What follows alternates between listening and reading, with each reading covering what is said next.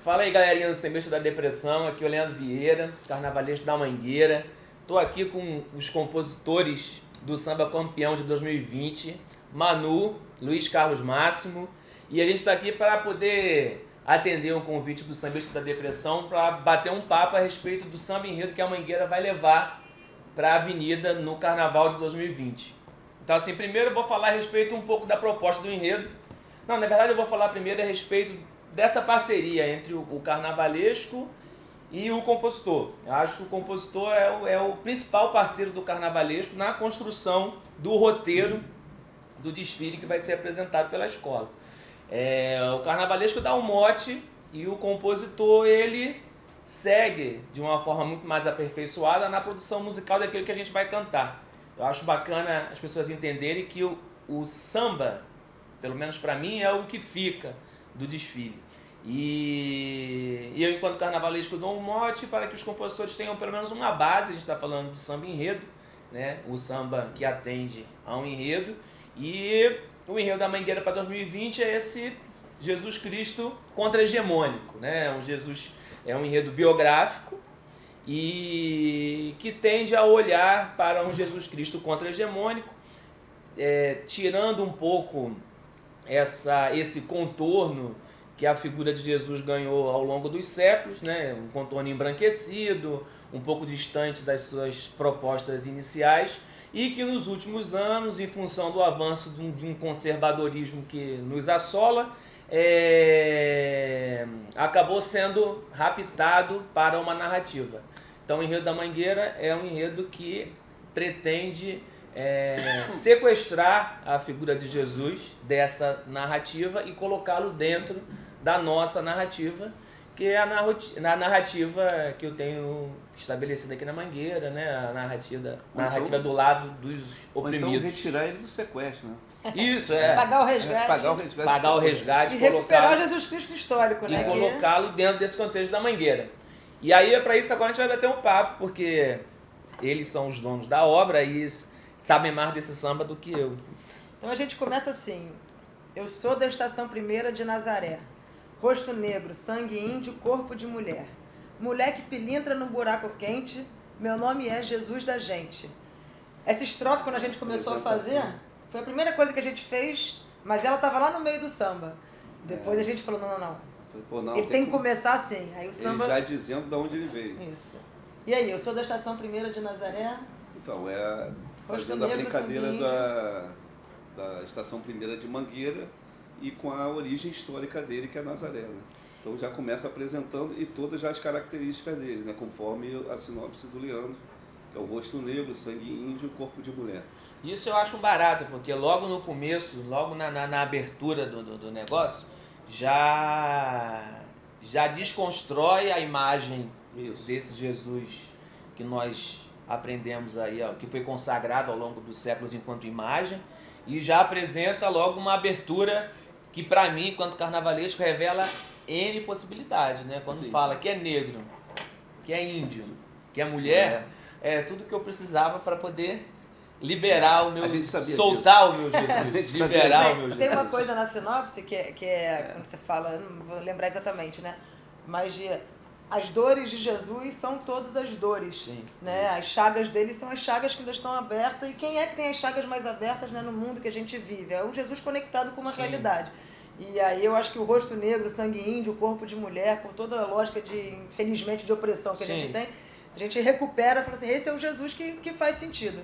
Né? E segue adiante enfim, mas ele também é um moleque pilintra no buraco quente. Aí traz ele pra gente, né? Traz ele pro Morro da Mangueira, O Buraco Quente, para quem não sabe, é uma localidade lá do Morro da Mangueira, uma localidade famosa do Morro da Mangueira. O Morro da Mangueira ele tem subnomes, então tem a parte da Mangueira que se chama Candelária, tem Olaria, tem o Chalé, tem o Tengo Tengo, tem o Pendura Saia, e acho isso muito legal porque inúmeros compositores da música popular brasileira se debruçaram na menção dessas localidades do Morro da Mangueira, né? Tengo Tengo, Santo Antônio, Olaria e Chalé já foi mencionado, inclusive, num clássico dos sambas enredo. Chico Buarque já mencionou a Candelária, o Tom Jobim já mencionou essas particularidades, e acho muito bacana quando compositores inspirados encontram essa maneira de seguir uma tradição da música popular brasileira, assim.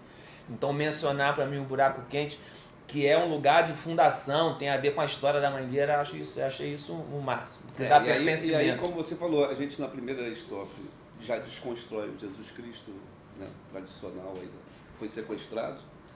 E no final, no final dessa estrofe, meu nome é Jesus da gente. E aí a gente faz essa proximidade com batiza Jesus. ele. Batiza ele como o Jesus da gente e aproxima ele de todos nós, ele é como nós. Isso pra gente, vamos continuar aqui na letra, mas era um negócio que a gente falava muito, assim, a gente, quando fez essa estrofe, também terminou de apresentar pra nós mesmos. Bom, tá apresentado, esse é o Jesus da gente. Então toda hora que a gente ficava em dúvida, né, pra onde ia? Puxa pra cá, mas quem é esse Jesus? Será que aqui ele tá muito assim? Será que ele tá muito assado? A gente voltava sempre na primeira estrofe e falava assim, não, esse é o Jesus da gente, ele tá aqui, então é daqui que ele vai se desenrolar. E aí ele se desenrola, né, contando quem ele é. Bom, ele se apresenta e aí ele conta a sua história. E aí você lê a estrofe aí. Nasci de peito aberto e punho cerrado. Meu pai carpinteiro desempregado. Não é o único, tem muita gente desempregada no país. Carpinteiro especial a beça. Minha mãe é Maria das Dores Brasil. Enxugo o suor de quem desce e sobe a ladeira. Me encontro no amor que não encontra fronteira. Para Jesus, amor não é uma questão de delimitação, é um amor amplo.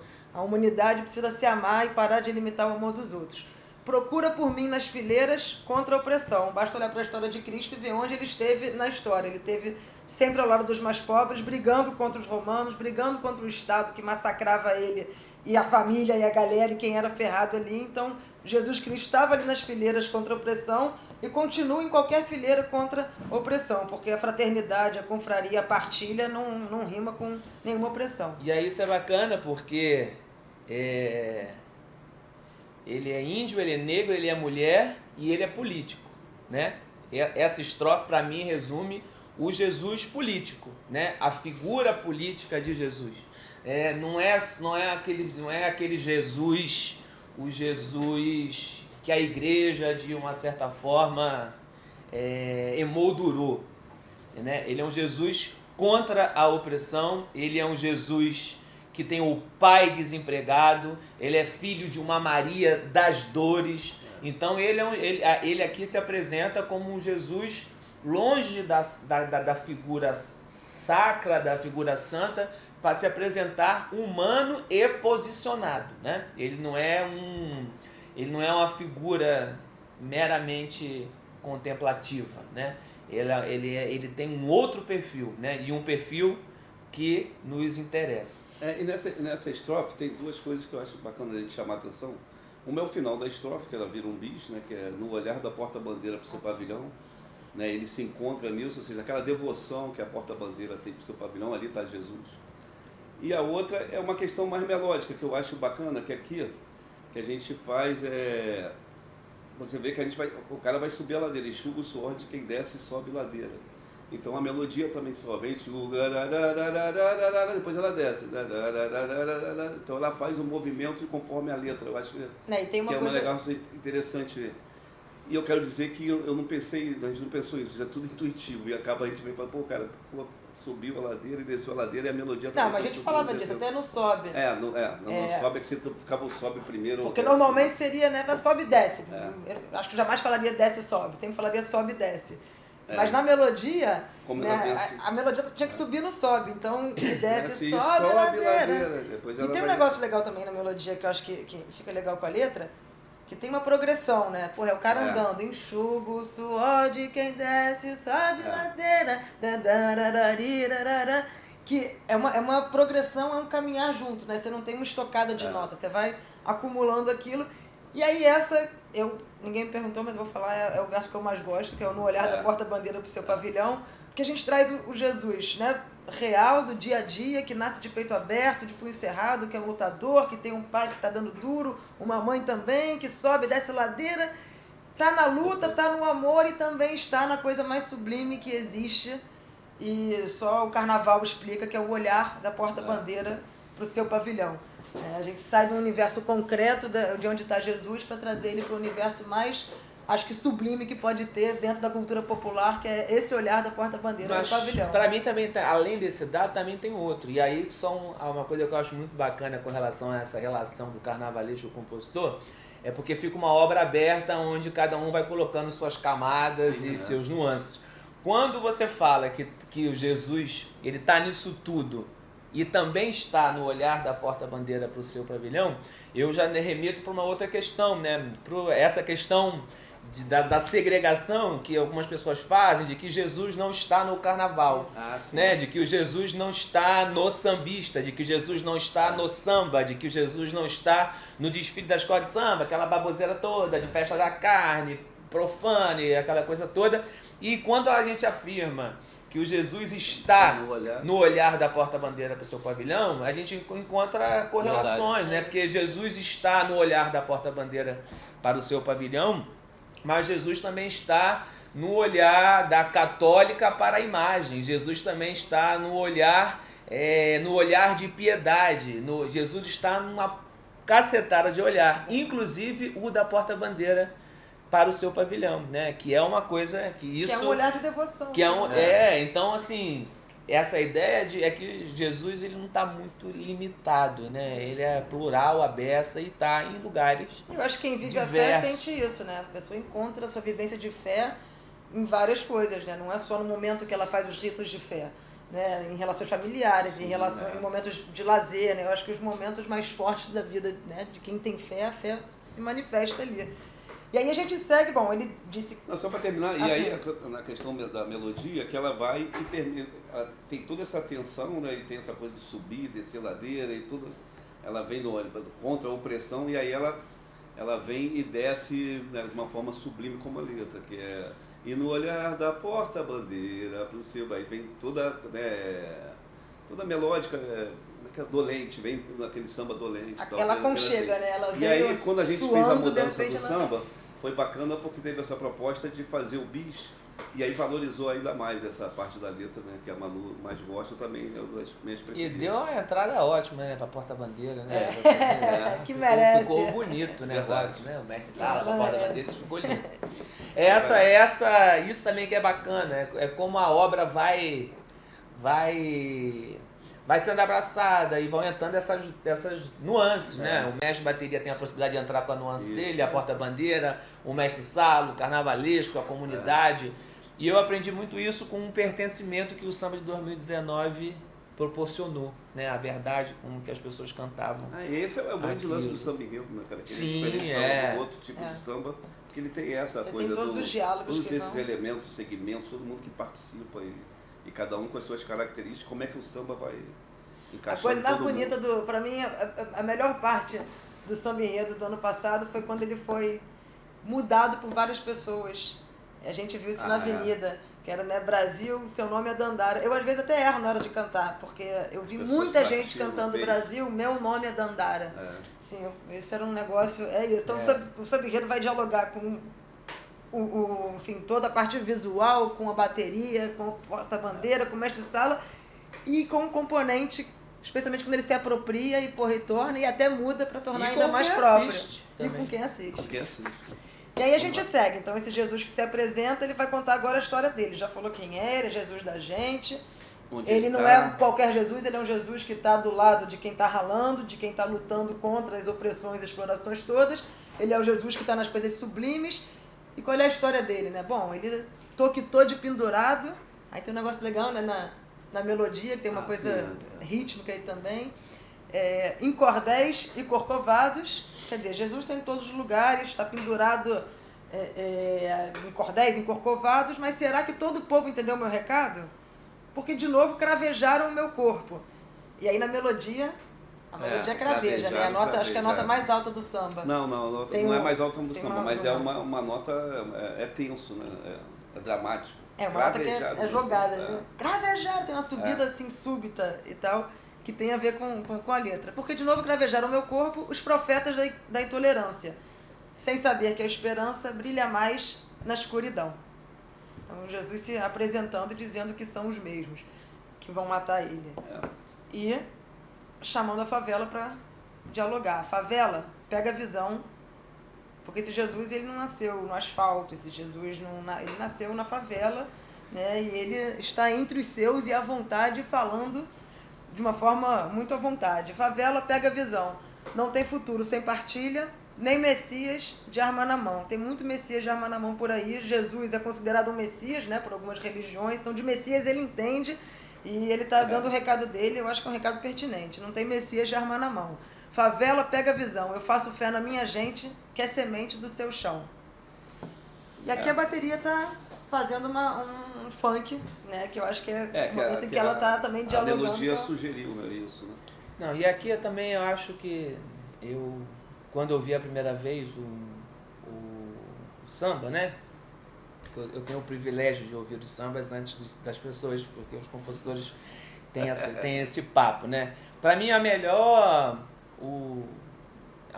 tem sempre, quando você ouve um samba assim, a primeira vez, tem sempre algo que chama a atenção.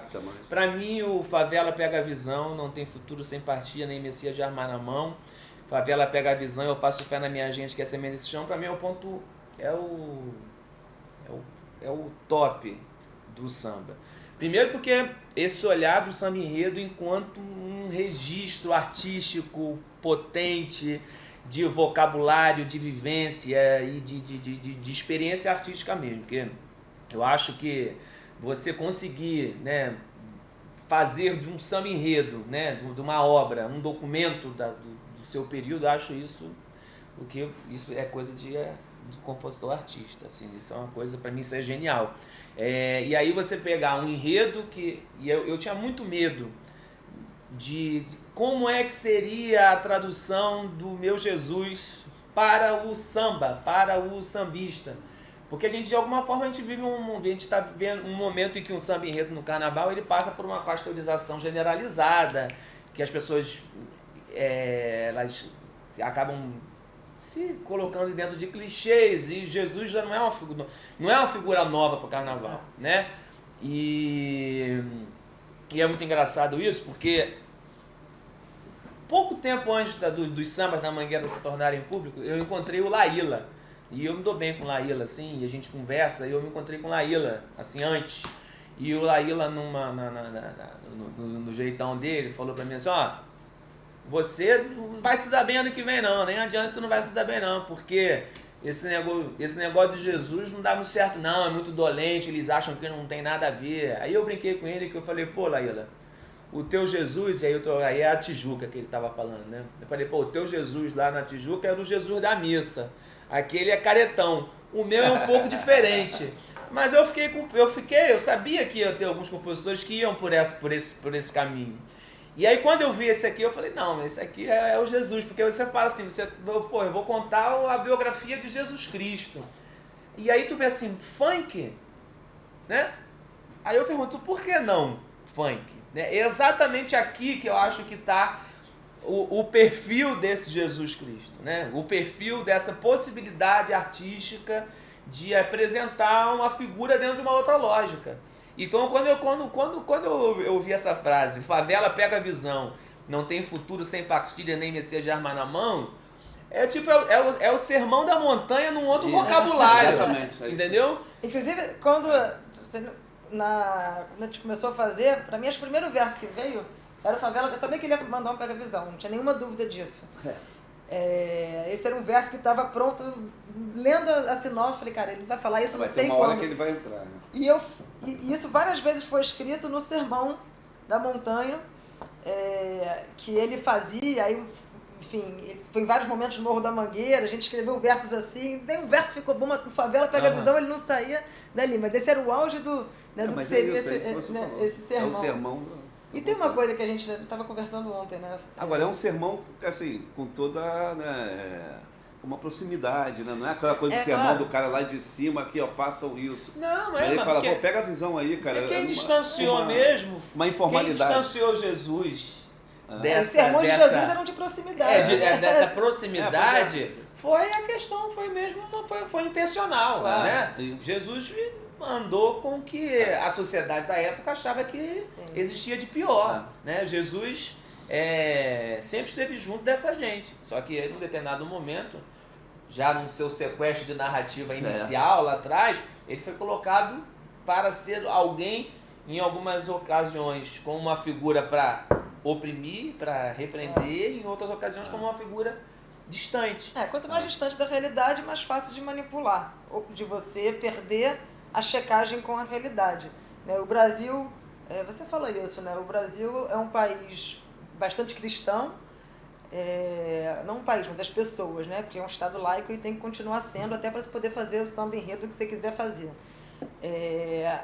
E é um país que é líder de assassinatos LGBTs, é um dos países que mais mata as mulheres em feminicídio, é um país que tem um racismo inacreditável. Então, como é que um espírito religioso e cristão, né, que Cristo é essa figura da partilha da fraternidade, como é que um país em que tem tanta gente que professa fé, né, o Brasil é um país de muita fé, ao mesmo tempo é um país de tanto ódio?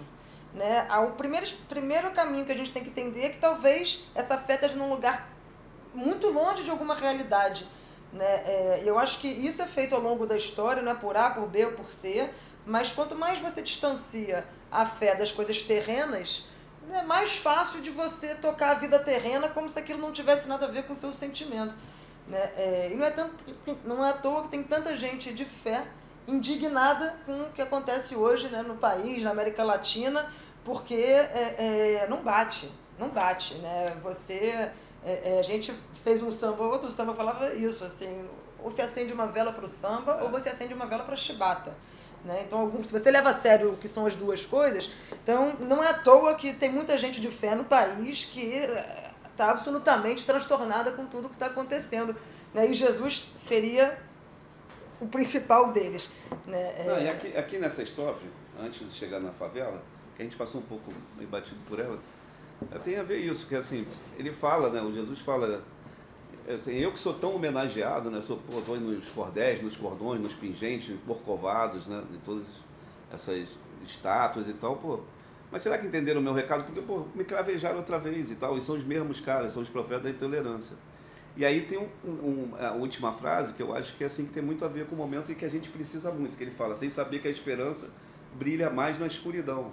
Ou seja, meu irmão, quando tu vai me bater, eu vou estar aqui. Eu não vou sair daqui não, eu estou aqui. É isso que está dizendo essa frase, é isso que ele está dizendo. É o famoso nos tiraram tanto que nos tiraram até o medo. Com aquela música do Zequete, pode me prender, pode me bater. Então é isso, ele dá esse recado. Eu acho que esse recado é fundamental para o momento que a gente está vivendo. Né? A gente tem que... Então tem escuridão, mas a gente vai ter mais esperanças aí. Eu acho que é isso. E aí depois vem a favela, que é tudo isso que já falamos. E aí tem um momento, né, essa estrofe aqui, que tem uma virada que eu acho legal. Do céu deu para ouvir o desabafo sincopado da cidade. Quarei tambor, da cruz fiz esplendor, e ressurgir no cordão da liberdade. Tem várias coisas para falar aqui. A primeira que eu acho que tem até então, né, um Jesus que renasce no Morro da Mangueira e que tem a sua história de Jesus, mas está no lugar, né, de uma figura que todo mundo sabe que vai ser respeitada e vai ser referência. Então, até então ele está contando a história dele, deu-lhe um papo reto, pô, a favela pega a visão e tal. Não é o sermão da montanha, é o papo reto no morro. Sim.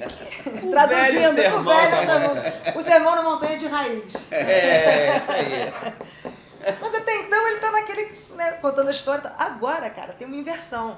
Agora é o seguinte, não é o Jesus que está ensinando nada para ninguém. É legal, ele tá lá no céu, crucificaram ele e tal. Ele tá lá no céu. E quando ele tá no céu, é do céu que ele ouve a cidade. E ele ouve o desabafo sincopado da cidade, que é o samba. O sincopado, que é onde mora o samba. E é a característica principal do samba. E é o carnaval como desabafo da cidade. Então ele tá lá no céu e ele ouve o carnaval. Então do céu deu para ouvir o desabafo sincopado da cidade. É aí que é a hora que ele deixa, ele deixa completamente de ser o Jesus. O Jesus é aquele lá que está preso na cruz, né? Ele deixa de ser, ele prepara o tamborzinho dele, a cruz, que é o símbolo, né, da dor de Jesus, né? A cruz vira um resplendor, quer dizer, vira um artigo da sua fantasia, e ele renasce, ressurge, né, num cordão da liberdade. Eu acho isso, para mim também, o outro, eu acho que isso aqui sugere uma imagem de uma beleza, assim, né? Porque aí ele é contra-hegemônico mesmo, porque o povo fala que o carnaval é do pecado, né? Que o carnaval não é espaço para isso, né? Mas aí esse Jesus, ele quer brincar no carnaval. Ele quer descer do céu, ele escuta lá, e aí ele quer se juntar com a gente dele, né? Então, mas ele tem esse entendimento e vai pro cordão da liberdade, ele vai pra rua, vai para as pessoas, vai para junto das pessoas que brincam, né? As pessoas que deixam a cruz do ano para brincar o carnaval, e ele tá ali junto. Então eu acho esse cordão da liberdade, eu acho uma imagem bonita, e aí aí enquanto carnavalesco eu tenho uma construção estética de peso, que da mesma maneira como vocês falam a respeito como vocês montam essa questão da melodia, que sobe, que desce, eu também tenho essa construção, que é uma construção estética, que ora caminha para o clássico, que ora caminha para a questão política, e eu vou encontrando a maneira de costurar, mas todo esse peso, que também é estético nos primeiros momentos do desfile, ele ganha também, ele também tira o peso, né? Uhum. É quando a cor entra com força, é quando a alegria, quando a fluidez, quando os artigos escolhidos são artigos mais leves e tudo vira uma farra, uma festa, entendeu? Um grande cordão. Um grande cordão, né? E legal é essa inversão que a Manu falou, porque ele ressuscita, porque é a ressurreição dele, ele ressuscita não para ele vir, não, é o povo que chama ele, né? E o povo chama ele no carnaval, no samba e tal. Pô, ele ouve e fala assim, cara, eu quero ir para aí, pô, eu quero estar com vocês. E aí ele ressuscita dessa maneira. E aqui tem os e aí tem a coisa da melodia, que é porque ele fala, né? Primeiro, o céu deu para ouvir, o céu é uma nota alta, né? O céu está lá em cima, então a nota alta do céu deu para ouvir, é uma das notas mais altas do som. E o desabafo sincopado da cidade, que aí ele vem, a melodia é sincopada, né? O desabafo sincopado da cidade, isso é a síncope, né? Que é a quebra de tempo.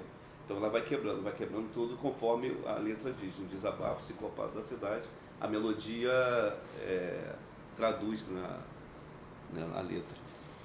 E aí vem pro refrão.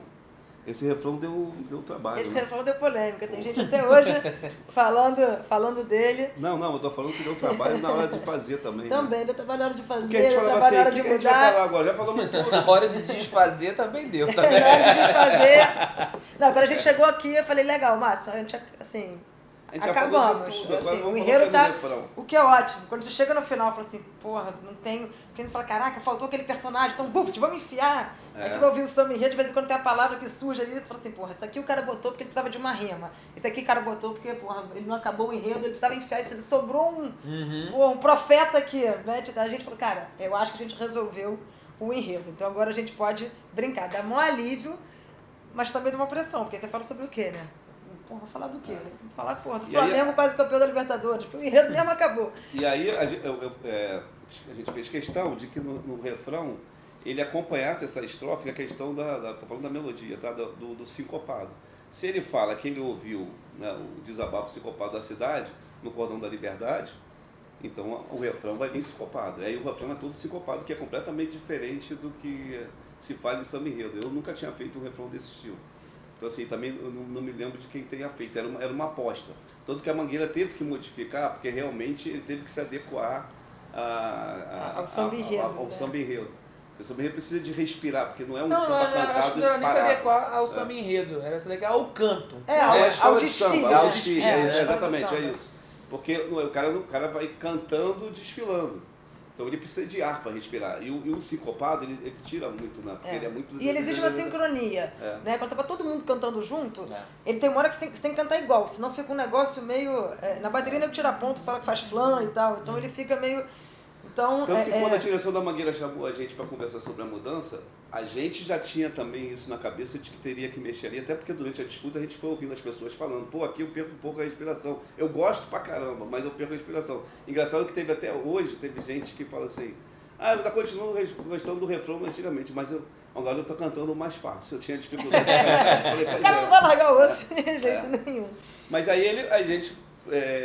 fez melodicamente acompanhar o desabafo sincopado da cidade, então ele tinha que vir num sincopado, e ele veio todo sincopado.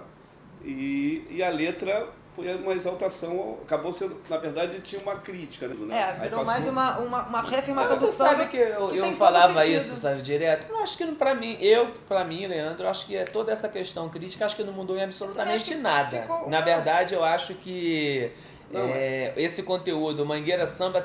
Porque, na verdade, tem essa questão assim... Eu vi algumas pessoas dizendo assim, perdeu o conteúdo crítico. Não acho. Eu acho que talvez tenha perdido um conteúdo crítico explícito. Mas quando você afirma... Primeiro que, para mim, o samba é a primeira pessoa. E quando eu vejo isso aqui, eu vejo Jesus Cristo cantando. Sim. Então, quando Jesus Cristo fala Mangueira Samba, o pessoal fala... Né, os líderes religiosos falam, não sambem. Não vão ao carnaval. Aí Jesus fala, Mangueira Samba, porque o teu samba é uma reza. Né? Claro. Isso para mim é de uma força crítica muito, muito grande. E quando ele fala que, olha, vão te inventar 1000 pecados, mas eu estou do seu lado, isso daí já também isso ganha uma outra dimensão, né? Porque esse Jesus diz que tudo que falam a respeito dos pecados ligados a isso é inventado. Uma das estratégias mais velhas da humanidade, mais velha até que Jesus, é você criar um inimigo. Exatamente. Você cria um inimigo, você escolhe o nome dele, ele pode ou não ter aquele nome. Você escolhe. Se você colar para as pessoas que ele tem aquele nome, ele vai passar a ter aquele nome. Né? Já inventaram até mamadeira de piroca. Eu, sinceramente, tenho uma filha pequena, já vi muitas mamadeiras, e essa acho que eu tô andando nos lugares errados.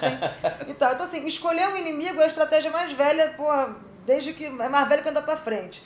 Né? E você cola nesse inimigo também aquilo que você quer, a partir do que você vai se diferenciar.